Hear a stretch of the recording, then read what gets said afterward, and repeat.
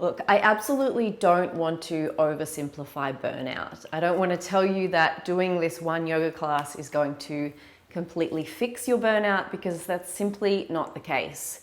If you're feeling completely burnt out and exhausted, that's a big sign for you that whatever is going on in your life at the moment, something needs to change. You shouldn't be feeling like completely strung out at the end of the day or at the end of the week or at the end of the year. So while I do want to offer you a yoga class to help with burnout, I also want to encourage you to let this be the start of some deep internal inquiry into what is causing your burnout, maybe why you keep ending up here, because it does tend to be a little bit of a pattern that we can get into. And hopefully this can also be the start of you adopting new practices that will keep you out of burnout in the future. Today's class is going to be suitable for all of you in my community, so whether you are trying to conceive, whether you are pregnant, whether you are early postpartum, I'll give modifications throughout this class, so just keep an ear out. But as always, if anything doesn't feel right or it feels painful, please back off. Listen to your body, because it and you know best. Let's get on our mat for some well-deserved rest. In today's class, we're really going to encourage our body to move into that rest and restore state. So we're not going to be moving fast, we're not going to be moving through any sort of strong asana. They're really all supported poses on the ground where we can just breathe, let go, and give our body the rest that it needs. If you are pregnant or early postpartum, I just want to remind you that you have relaxin in your body, which helps to relax the joints and ligaments. So you're going to need extra props so that you're not in poses that are opening up anything too much. Because while sometimes they feel really good while we're in them, sometimes we come out of those poses and we're like, oh, there's some pain there because we've opened things up too much. So just be cautious of that if you're pregnant. The first pose that we're moving into is a good old faithful, our pigeon pose. So I would encourage you to use a bolster underneath the chest and then also underneath the hip, so that we're not fully in the pose, we're nice and supported so that we can really rest and let go. The aim of this is not to become super flexible, although a little bit of that will happen naturally throughout being in some of these poses. The aim is really just to help the body to gently open, to gently soften, and to relax. So coming into our pigeon pose, we're bringing that left knee forward and we're stretching the right leg out behind us. So where this bolster is going to come in is underneath that left hip. So it's kind of propping me up here in this pose. And then I'm going to come over this bolster and then soften the chest down. So if you're pregnant or not wanting to compress the belly today, then you've got this nice space here underneath that the belly can hang. If you don't want this bolster, like if you're feeling like, that's actually not helping me at all because you're already quite flexible, you can move it out the way. So for me personally, I don't find it's necessary. And then I just want you to soften in. Let the face and jaw soften. Let the belly be soft. So many of us hold our belly in tight. We've sort of been trained to do that as an aesthetic thing. And I wonder how much that adds to our stress because we're constantly constricting the breath. See if you can consciously let it all hang out. Let everything become soft. Really allowing yourself to lean on the supports beneath you. The bolster, the floor, sinking in here. Reminding yourself that it is safe to rest. That you don't need to get into an internal dialogue about all the things you might need to do or think you might need to do. You are allowed to rest. Keep breathing deeply.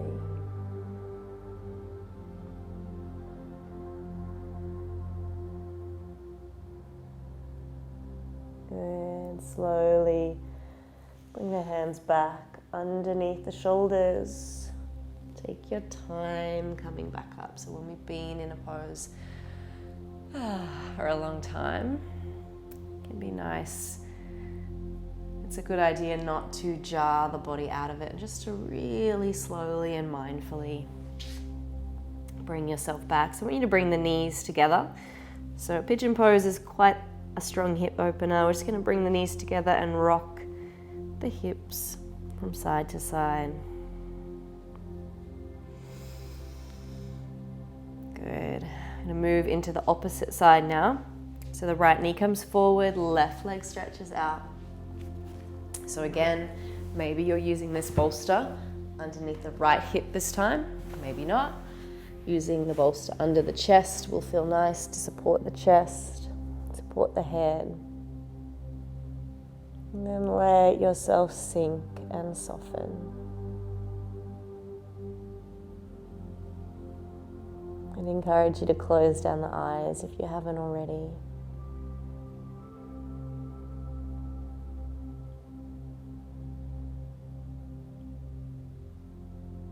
Taking your gaze inward.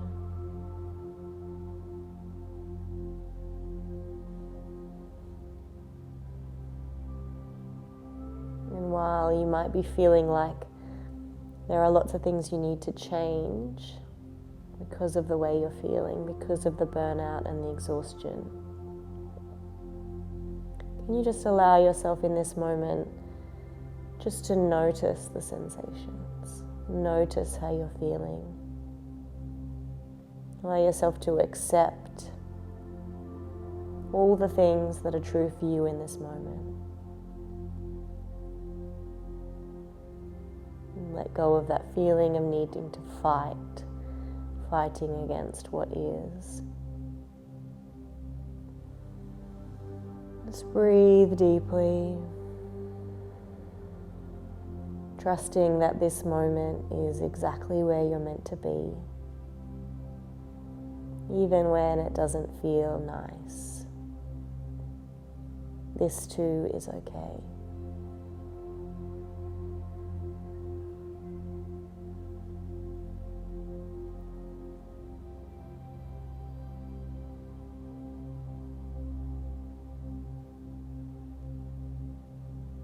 On your next breath, slowly bring yourself back up. Hands under the shoulders as you bring that back knee in. Bringing both knees together, just rocking side to side. Good. I'm going to come into our child's pose. You have a choice here. You can either have the knees together. That will create a bit of belly compression, or take the knees apart if you need the space because you're pregnant, because you're bloated, because you have your period. All of those reasons are valid. We are going to use the prop, so even if you do have the knees together, you can use the bolster for the head. If you want to bring it right in to bring that compression onto the chest a little bit more, you can do that as well. And then again, without too much thought or fuss, let yourself rest. See if you can tune in to the rhythm of your breath, following the inhale and following the exhale.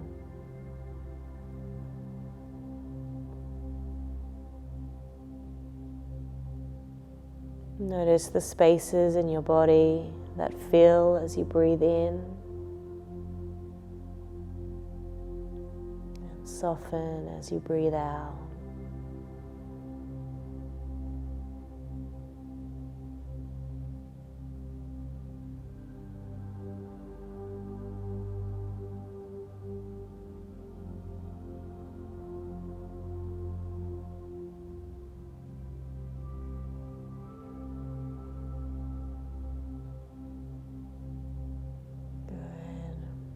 Slowly bring yourself back up.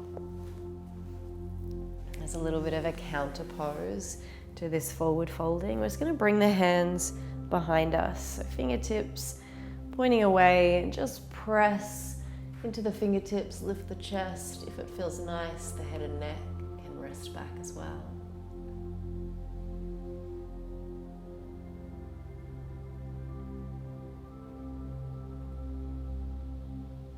good. Slowly tuck the chin back to chest.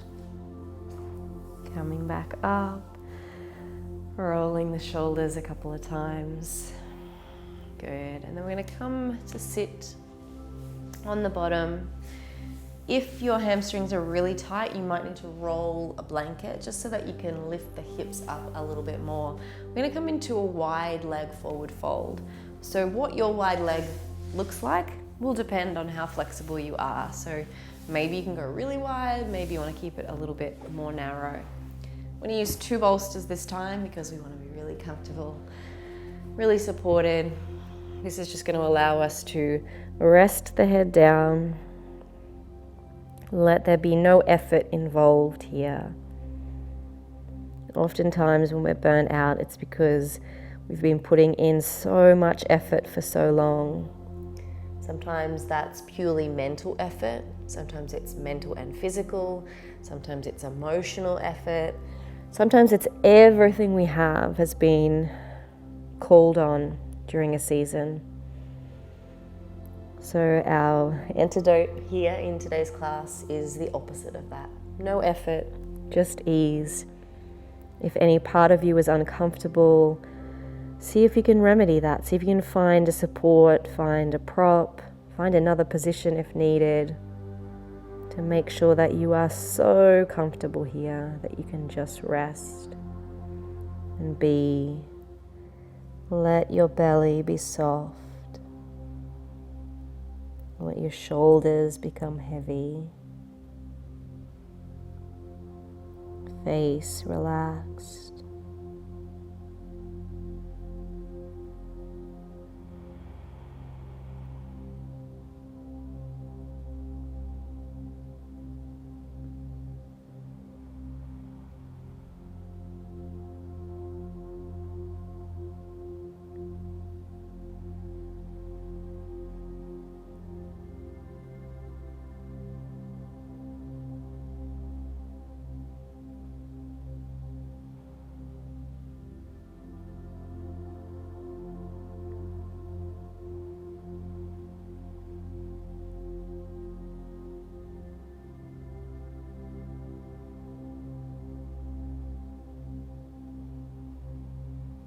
Next breath, slowly start to rise the spine back up. We're going to reach the arms up tall, finding a bit of length through that spine, and then just twisting in one direction. So place the hands behind you, use the bolsters as a little bit of a twisting aid, looking over one shoulder, keep pressing down with the sit bones so the spine is nice and long. Big full deep breaths. Good, and then opposite side.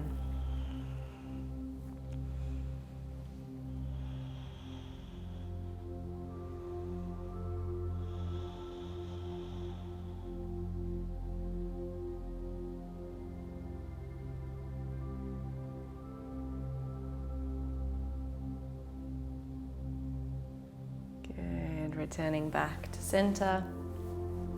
Let's bring the soles of the feet together now into our butterfly. So for some of us, our knees will be quite high, and that's fine. You might want to bring a bolster on either side, just to soften it in a little bit. If you are already quite flexible and the knees comfortably fall to the outside, you may want to bring bolsters in here so that you can soften forward.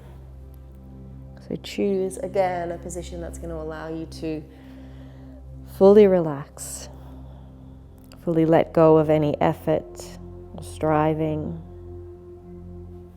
and just remembering that all versions of this pose are acceptable here. There is no more advanced, less advanced. It's simply how your body is made, how your body can comfortably move into this position. Don't get yourself caught up in thinking that one is more or less advanced.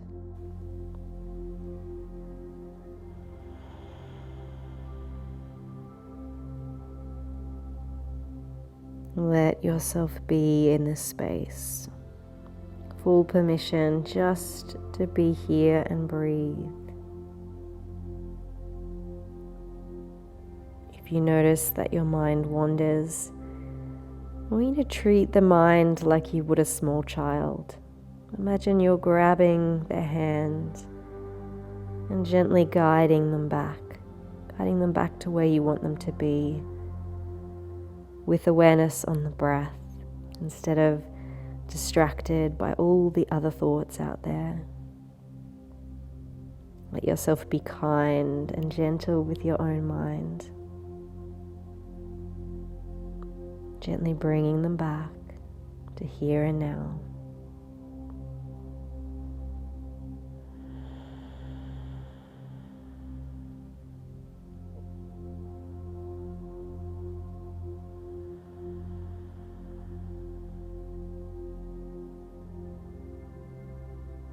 Good, slowly releasing. Going to sit up tall once more if you leant forward. And then we're going to stretch the legs out long. So we're going to place the bolster on top of them. Just kind of grip the bolster with the feet a little bit. Just pressing the legs into the ground, drawing the toes back towards you. All right, moving that bolster out the way. We're going to come down onto the back. So if you're pregnant, I want you to support by coming down on the side with the arms rather than asking your core to do the work. If you're not, you can roll on down. I want you to stretch the body out long. Oh, just being here feels nice. Let's take the feet over in one direction. So you might even cross the feet over and then bring the hands over in the same direction. So we're making like a little bit of a banana shape on the ground, or a crescent moon, which feels like a nicer picture to create than pretending to be a banana. Just breathing here. Stretch through that side body.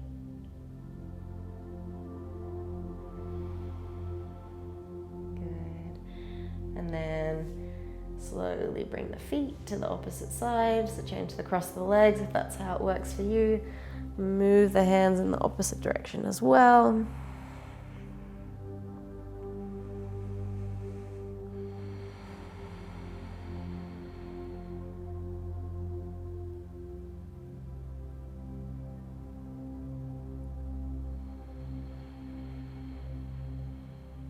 Good. And then coming back to center. So we're going to move into a supine twist. Again, we're going to stay there for a little while, so get some props if you feel like you need them to be nice and comfortable. So drawing the knees into the chest and just letting the legs fall to one side. I'm going to take the arms out wide and then gently look away from the legs. So completely up to you here, whether you need those legs up on a bolster to decrease the amount of twisting, or you'd like to move that bolster out the way. Maybe you want it between the knees. That can feel nice and supportive. Maybe you want to bring the bolster in behind the back as well. I always found when I was pregnant and my hips were a little bit unstable, having that support behind felt really good as well. And then just let yourself sink. Breathing here.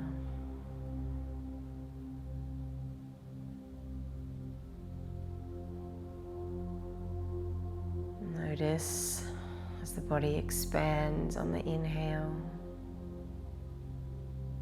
and softens on the exhale.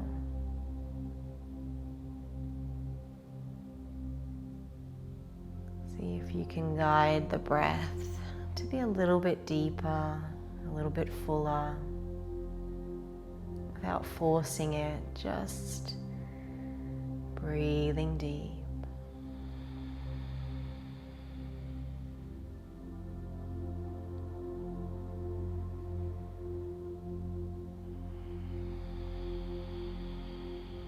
Good. Next breath.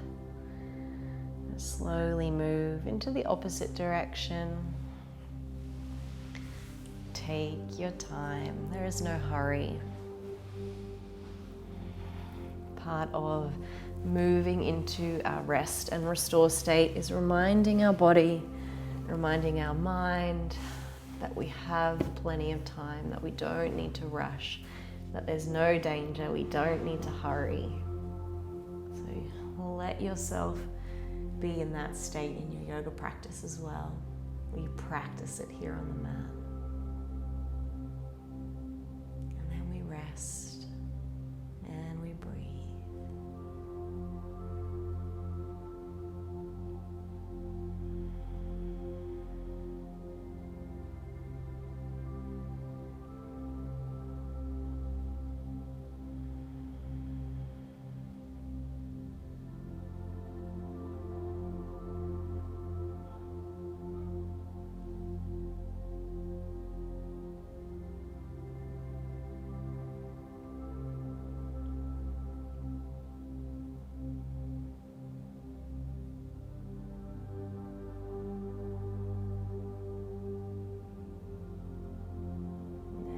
Breath, slowly bring yourself back.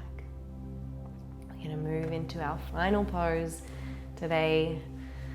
You guessed it, into our Shavasana, into our corpse pose. For me, I like to have a bolster under the knees. If you're pregnant, you might like to also have a bolster under the back just to prop your body up a little bit. And then I just want you to move the hands wherever is comfortable, so palms up perhaps, on the belly or on the chest, wherever works for you. And then just breathing here.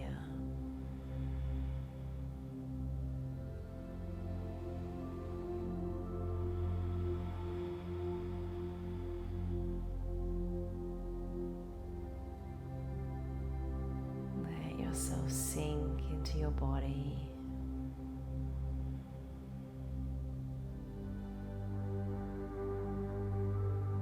Sink into that inner awareness that's always there with you throughout your day. But when we're active and busy, it's sometimes hard to hear that little voice, that intuition. But when we're still and quiet, we can lean into that space, that feeling within us that always knows what's right. We might not be able to explain why, because it's not a head-based or a thinking-based part of us. It's just a feeling, a knowing, an intuition, an instinct. Let yourself get quiet enough to hear that voice.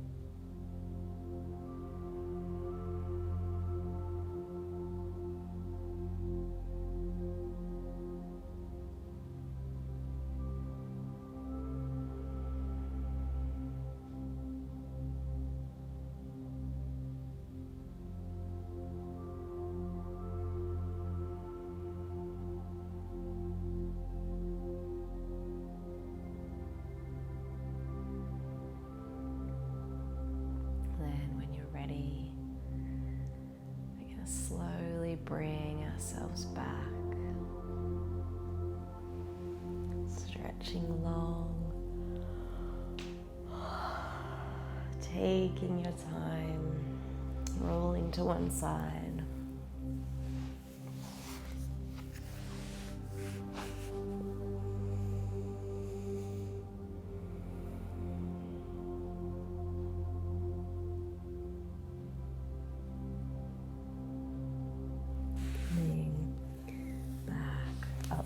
Seat when you're ready.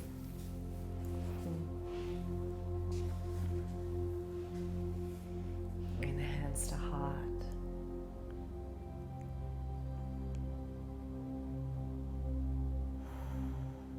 As always, it's an honor to share this practice with you in this space across oceans, Thank you for joining me here. Namaste.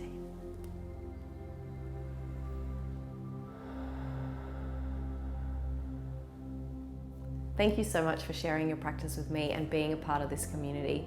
If you would like specific classes for fertility, for pregnancy, or for postpartum, you'll find them in my online yoga circle. See you soon.